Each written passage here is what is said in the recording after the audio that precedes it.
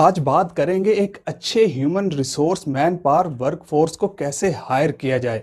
आपका जो human resource man power workforce है वो आपका एक की ड्राइवर है बिजनेस को रन करने का, कॉम्पिटिटिव एज लेने का, आपके बिजनेस को ग्रोथ देने का, बिजनेस की रेप्यूट रिकग्निशन का, आपके बिजनेस को नेक्स्ट लेवल पे लेके जाने का, आपका मार्केट शेयर बढ़ाने का, आपके प्रॉफिट मार्जिन्स इंक्रीज करने का। लेकिन डाटा ये कहता है कि 50% से भी ज्यादा रिक्रूटमेंट ऑर्गेनाइजेशंस में मिस हायरिंग या गलत हायरिंग का शिकार हो जाती है। आप गलत रिसोर्स को हायर कर लेते हैं या गलत टाइम पे हायर कर लेते हैं या गलत जॉब के लिए हायर कर लेते हैं, और ये गलती कंपनीज को 24 गुना महंगी पड़ती है। 24 गुना। इसीलिए हाई परफॉर्मेंस कंपनीज जैसा कि general electric, Microsoft, Tesla, allied signals, 3M, Apple, Facebook, P&G ने एक पूरा मैकेनिज्म बनाया हुआ है एक्यूरेट हायरिंग का। अब इस कॉस्टली मिस्टेक को आप कैसे अवॉइड कर सकते हैं, कैसे आप अपनी कंपनी के लिए बेहतरीन मैन पावर को फिल्टर कर सकते हैं, कैसे आप अपनी कंपनी के लिए टॉप परफॉर्मर्स को हायर कर सकते हैं, तो इसके लिए इस वीडियो को एंड तक लाजमी देखिएगा। This is Farhan Murtaza, management consultant, corporate trainer and leadership development coach. और बेहतरीन रिक्रूटमेंट, हायरिंग, सिलेक्शन, ओरिएंटेशन कैसे की जाए, तो इसके लिए इस वीडियो में पहला पॉइंट है जॉब प्रोफाइलिंग। अब ये जॉब प्रोफाइल कैसे तैयार की जाए, तो इसमें सबसे पहले आएगी जॉब डिटेल्स। उस जॉब का टाइटल, उसका डेजिग्नेशन, उसका पे ग्रेड, रिपोर्ट किसको होगी, डिपार्टमेंट कौन सा होगा, जॉब लोकेशन क्या है। इसके बाद आपने जॉब पर्पस जरूर लिखना है। इसमें समराइज करके आप जॉब की इंपॉर्टेंस, उसकी सिग्निफिकेंस, उसकी वैल्यू क्या है, उसकी कंट्रीब्यूशन क्या होगी, ये लिखें। अगर न्यू हायर को ठीक से उसकी जॉब का पर्पस, उसकी इंपॉर्टेंस, उसकी कंट्रीब्यूशन, वैल्यू, सिग्निफिकेंस समझ आ जाए तो बहुत बड़ा काम इधर ही हो जाता है। क्योंकि न्यू हायर को लगता है कि वो बहुत इंपॉर्टेंट काम करने वाला है, कंपनी में उसके काम की एक वैल्यू है, एक सिग्निफिकेंस है। इसके बाद जॉब प्रोफाइल में उसकी पोजीशन डायमेंशन दिखाइए कि हायरार्की में उसका लेवल क्या है, executive, assistant manager, deputy manager, manager, HOD क्या। फिर इसके बाद इस जॉब की अकाउंटेबिलिटीज क्या है, टारगेट, डेडलाइंस, गोल्स, ऑब्जेक्टिव्स क्या हैं, इस जॉब की रिस्पॉन्सिबिलिटीज क्या हैं और उनके की रिजल्ट एरियाज क्या हैं। आपको अच्छे से पता होना चाहिए कि जो जॉब प्रोफाइल आप सेट कर रहे हैं आपकी ऑर्गेनाइजेशन में, उसका रोल क्या है और उसके गोल्स क्या हैं। अब जबकि आपने ये लिखा होगा तो आप इंटरव्यूज में सवालात भी अच्छे से कर सकेंगे। फिर जॉब स्पेसिफिकेशन भी बड़ी इंपॉर्टेंट होती है। इस काम को करने के लिए क्या knowledge, experience, expertise, skills, education, qualification चाहिए, क्या एटीट्यूड चाहिए, जॉब प्रोफाइल में वो भी लिखिए। फिर इसके बाद जॉब कॉन्टेक्स्ट डालिए कि nature of business, nature of job क्या है, इसमें ट्रैवल रिक्वायरमेंट कितनी है। फिर कम्युनिकेशन, वर्किंग रिलेशनशिप डालें कि इस जॉब में कंपनी के अंदर किन पोजीशंस के साथ ज्यादा कम्युनिकेशन होगी, वर्किंग रिलेशन रहेगा, और कंपनी के बाहर किन से रहेगा, इंटरनल रिलेशन में कौन कौन होंगे और एक्सटर्नल रिलेशन में कौन कौन आएगा। Internal relation means relation with colleagues, managers, different HODs, and external relation means relation with suppliers, vendors, customers, wholesaler, retailer, dealers, audit firms, etc. फिर जॉब प्रोफाइल में वर्किंग कंडीशंस क्या होंगी, start time, end time, working hours, outdoor duty, lunch break, tea break, prayer break, travel hours. ये job profile आपको अपनी company की हर position का बनाना है। अब जब आपने ये जॉब प्रोफाइल किसी भी पोजीशन का कंप्लीट कर लिया तो अब आता है दूसरा पॉइंट, सीक जॉब एप्लीकेशन। अब आप रेज्यूमे, बायोडाटा, सीवीज इकट्ठी कीजिए, एक एप्लीकेंट पूल बनाइए। एप्लीकेशंस कॉल करने के बहुत तरीके हैं। अच्छा सा जॉब ऐड बनाइए, print media, social media, digital media इस्तेमाल कीजिए, टेलीग्राम, सिग्नल, व्हाट्सएप ग्रुप्स में डालिए, फेसबुक, लिंक्डइन, इंस्टाग्राम भी इस्तेमाल कीजिए। इंडिपेंडेंट रिक्रूटर या जॉब साइट्स के थ्रू भी एप्लीकेशंस कॉल कर सकते हैं। जब एप्लीकेंट पूल इकट्ठा हो जाए तो जॉब प्रोफाइल के साथ मैच करें जो आप पहले ही बना चुके हैं, जिसमें आपने सारी information, job detail, job purpose, position, dimension, की अकाउंटेबिलिटीज, की रिस्पॉन्सिबिलिटीज, की result areas, job context, communication, working relationship, working condition डाली है। एप्लीकेंट्स को शॉर्ट लिस्ट कीजिए और इंटरव्यू के लिए कॉल कीजिए। हाँ, शॉर्ट लिस्टिंग करते हुए 3 चीजें लाजमी चेक कीजिए। पहली, कहीं वो बहुत बड़ा जॉब स्विचर तो नहीं मतलब हर 3 माह 6 माह साल बाद जॉब चेंज कर रहा है। ऐसे रेज्यूमे, बायोडेटा, सीवीज तो बिल्कुल रिकमेंडेड नहीं होते। हम हरगिज शॉर्टलिस्ट नहीं करते ऐसे लोगों को जो हर थोड़े अरसे बाद जॉब चेंज कर रहे हों। दूसरी चीज, कहीं कोई लंबा गैप तो नहीं उसके कैरियर में, उसकी जॉब हिस्ट्री में, हर साल 6 माह 2 साल 3 साल का। तीसरी चीज, ना तो सीवी में बहुत जॉब स्विचेस हैं और ना ही लंबे गैप हैं, लेकिन वो बैठे हुए हैं एक ही कंपनी में 10-12 साल से।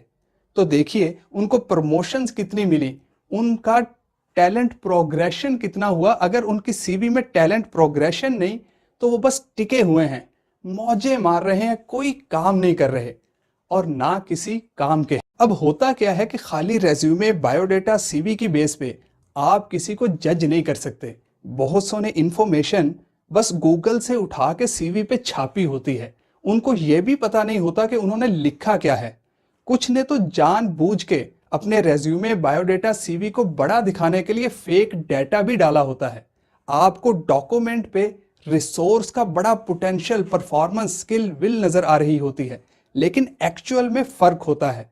अब रिसर्च ये कहती है कि सिर्फ 10% लोग ही ए ग्रेड प्रोफेशनल्स होते हैं, 90% बी या सी कैटेगरी के रिसोर्सेज होते हैं। अब ये आपकी रिस्पॉन्सिबिलिटी है कि आप अपने बिजनेस में, कंपनी में कैसे लोगों को लाते हैं। अगर आप टॉप ग्रेड, ए ग्रेड लोगों को अपने साथ जोड़ने में कामयाब हो जाते हैं तो बहुत बड़ा फायदा होगा, बिजनेस भी बहुत ग्रो करेगा और एक ऐसा कॉम्पिटिटिव एज भी मिलेगा जो आपके कंपटीशन के पास नहीं होगा। Evaluate the potential, performance, skill, will of the resources. जिनका पोटेंशियल, परफॉर्मेंस, स्किल, विल अच्छी है वो केपेबल रिसोर्सेज। अब ये चेक कैसे करना है, तो इसके लिए ये समझें, पोटेंशियल का ताल्लुक होता है आगे उनके ग्रो होने की, प्रमोट होने की कितनी अहलियत है, कितनी सलाहियत है।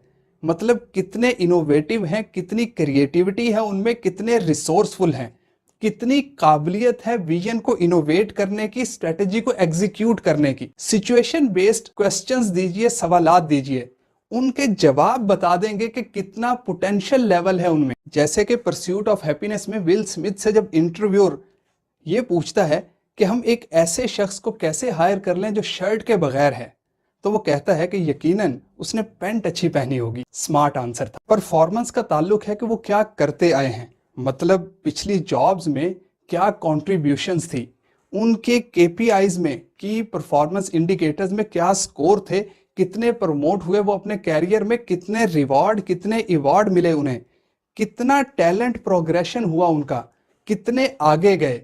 परफॉर्मेंस का ऐसे पता चल जाए। पोटेंशियल मतलब कितना ग्रो करेंगे, परफॉर्मेंस मतलब अब तक जो किया कैसा किया। इसके बाद आती है उनकी स्किल। स्किल मतलब वो कितने अच्छे तरीके से अपना काम करते हैं, कितना स्मार्ट वर्क है उनके अंदर, कितनी इफेक्टिवनेस, एफिशिएंसी है उनमें।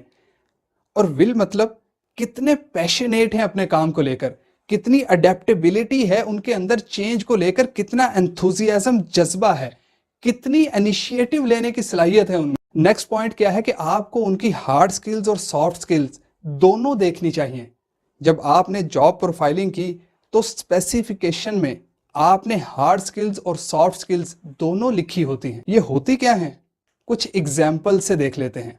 हार्ड स्किल्स होती हैं कोर फंक्शनल कॉम्पिटेंसीज किसी भी काम को करने की, जैसे कि इलेक्ट्रिशियन हार्ड स्किल्स के साथ काम करता है, मैसन हार्ड स्किल्स के साथ काम करता है, ड्राइवर, कारपेंटर, प्लम्बर भी हार्ड स्किल्स के साथ काम करते हैं। Accounting, finance, engineering, IT related jobs भी हार्ड स्किल्स के साथ ही परफॉर्म होती हैं। और दूसरी हैं सॉफ्ट स्किल्स, इनको लाइफ स्किल्स या सोशल स्किल्स भी कहा जाता है। मसलन decision making, critical thinking, problem solving, emotional intelligence, time management, out of the box thinking, cognitive fitness, adaptability, innovation, communication, stress management वगैरह। जैसे कहा कि ये लाइफ स्किल्स या सोशल स्किल्स भी कहलाती हैं, तो ये स्किल्स आपको दूसरों के साथ मिलकर काम करने में या उनसे बेहतर काम करवाने में मदद देती है। अब आपने हायरिंग शुरू कर दी, लोगों को इंटरव्यू पे कॉल करना शुरू कर दिया है, तो अब अगला पॉइंट है कल्चरल फिट। कई दफा आपकी कंपनी में जो कल्चर है उससे बड़े मिसफिट लोग आपकी कंपनी में आ जाते हैं। तो जब आते हैं तो आते ही यहां वहां कहना शुरू कर देते हैं ये किस तरह की कंपनी है, यहाँ तो कुछ भी ठीक नहीं, यहाँ ये भी गड़बड़ है, यहाँ वो भी गड़बड़ है, यहाँ ये भी ठीक होने वाला है, वो भी ठीक होने वाला है, या फलां कंपनी में ऐसे होता है, फलां कंपनी में वैसे होता है। तो आते ही वो सबसे पहले दूसरों को डीमोरलाइज, डिस्करेज, डीमोटिवेट करना शुरू कर देंगे। जो चल रहे थे उनका हौसला भी गिरा देंगे। दूसरा, अगर कोई कल्चर में मिसफिट हो तो उसका अपना सांस भी घुटेगा, वो अनकंफर्टेबल रहेगा, उसे अच्छा नहीं लगेगा। तो उनसे कल्चर ओरिएंटेड क्वेश्चंस पूछिए। कल्चर ओरिएंटेड क्वेश्चंस क्या होते हैं? कल्चर ओरिएंटेड क्वेश्चंस ऐसे होते हैं जिनसे कोई भी रिसोर्स आपको यह बताता है कि उसे किस तरह का माहौल पसंद है, या वो किस तरह के लोगों के साथ काम करने में कंफर्ट फील करता है। मसलन उनसे पूछिए कि किस तरह के कल्चर में उनको काम करना अच्छा लगता है, उनको किस तरह का बॉस पसंद है, उनको किस तरह के वर्किंग इन्वायरमेंट में काम करना पसंद है, उनके हिसाब से बेस्ट वर्किंग इन्वायरमेंट कैसा होना चाहिए, उनकी ड्रीम जॉब कैसी होनी चाहिए, उनका कंफर्ट लेवल कैसा है, वो कंपनी में ऐसा क्या देखेंगे कि वो कंफर्टेबल रहें। इससे पता चल जाएगा कि वो टीम प्लेयर हैं या अलग बैठ के काम करना पसंद करते हैं। कई बिल्कुल टीम प्लेयर होते हैं, सबके साथ मिल के काम करना पसंद करते हैं, और कुछ को बिल्कुल इंटीग्रेशन पसंद नहीं होती, वो आइसोलेशन में काम करते हैं। आपको इस सब से ये भी पता चल जाएगा कि ये कोलैबोरेटिव है, ऑटोक्रेटिक है, डेमोक्रेटिक है, डायरेक्टिव है या अथॉरिटेटिव है। इस तरह से आपको उनका style, working style, leadership style भी पता चल जाएगा। आपने जज ये करना है कि जो रिसोर्स आप हायर करने जा रहे हैं वो आपके कल्चर में फिट भी होता है कि नहीं, क्योंकि अगर वो मिसफिट हुआ तो वो टिकेगा नहीं, जाएगा ही जाएगा, साथ में आपके कई बहुत अच्छे रिसोर्सेज भी खराब कर जाएगा। अगला पॉइंट है background check, reference check. Background check, reference check इसलिए कि बहुत दफा रेज्यूमे, बायोडाटा, सीवी के अंदर इंफॉर्मेशन मैनिपुलेटेड होती है और इंटरव्यू में वो बंदा फेक तरीके से जस्टिफाई भी कर जाता है। अब बंदा तो आपको बहुत पसंद आया क्योंकि उसने सारे सवालों के जवाब बहुत अच्छे से दिए, क्वालिफिकेशन भी पूरी है, तो यहां फिर रेफरेंस चेक अच्छी हायरिंग के लिए बहुत जरूरी हो जाता है। इसके लिए उसके लास्ट एम्प्लॉयर से उसका रीहायरिंग स्टेटस लीजिए, उसकी सैलरी स्लिप मंगवाएं, उसकी बैंक स्टेटमेंट मंगवाएं और जितनी डिटेल ले सकते हैं वो लें। इससे आप में भी एक कॉन्फिडेंस आएगा कि आप जिसे हायर करने जा रहे हैं वो ठीक रिसोर्स है। अब जब आप किसी को रखने जा रहे हैं तो उसके साथ डॉक्यूमेंटेशन कंप्लीशन जरूर कर लीजिएगा। उसकी एक पर्सनल फाइल होना बहुत जरूरी है जिसमें उसके तमाम जरूरी डॉक्यूमेंट्स, मसलन ID card, joining letter, previous companies के joining letter, relieving letters, last bank statement, salary slip, photograph, experience letters, education certificates etcetera लगे हुए। लास्ट पॉइंट है ओरिएंटेशन। उनकी प्रॉपर ओरिएंटेशन कीजिए, उनको बहुत अच्छे तरीके से वेलकम कीजिए जिस दिन वो ज्वाइन करें। उनको कंपनी के लोगों से मिलवाइए, कंपनी के प्रोसेसेस का बताइए, कंपनी की पॉलिसीज से इंट्रोड्यूस कीजिए। जो भी आपकी HR policies, account policies, attendance, leave, salary, time in out, lunch break, tea break, over time, CPL, हाँ, ओरिएंटेशन में उनके साथ एक्सपेक्टेशन सेटिंग जरूर कर लीजिएगा, ये बहुत जरूरी है। एक्सपेक्टेशन सेटिंग न्यू इंडक्शन को क्लैरिटी देगी कि कंपनी उनसे चाहती क्या है। किसी भी ऑर्गेनाइजेशन में जो एचआर है वो बहुत इंपॉर्टेंट डिपार्टमेंट होता है। आपका सारा मैन पावर, ह्यूमन रिसोर्स, उनकी परफॉर्मेंस, उनकी ग्रोथ एंड डेवलपमेंट, ऑर्गेनाइजेशन की ग्रोथ एंड डेवलपमेंट, ऑर्गेनाइजेशन के रिजल्ट्स की मॉनिटरिंग, कंपनी के विजन की डेवलपमेंट, स्ट्रेटजीज की execution, innovative creative culture building, बहुत कुछ जुड़ा है इस डिपार्टमेंट के साथ। इसीलिए आईफा ने रोहर्स, result oriented human resource specialist के नाम से स्पेशल प्रोग्राम, लेक्चर्स भी लॉन्च किए हुए हैं। आप खुद या आपके एम्प्लॉयज, एचआर प्रोफेशनल्स इस प्रोग्राम का हिस्सा बन सकते हैं और डिटेल में सीख सकते हैं कि कैसे एक अच्छी मैन पावर, एक अच्छा ह्यूमन रिसोर्स को हायर, रिटेन और डेवलप किया जाए। क्योंकि अच्छी मैन पावर, अच्छे ह्यूमन रिसोर्स के बगैर आप ज्यादा दूर तक जा ही नहीं सकते।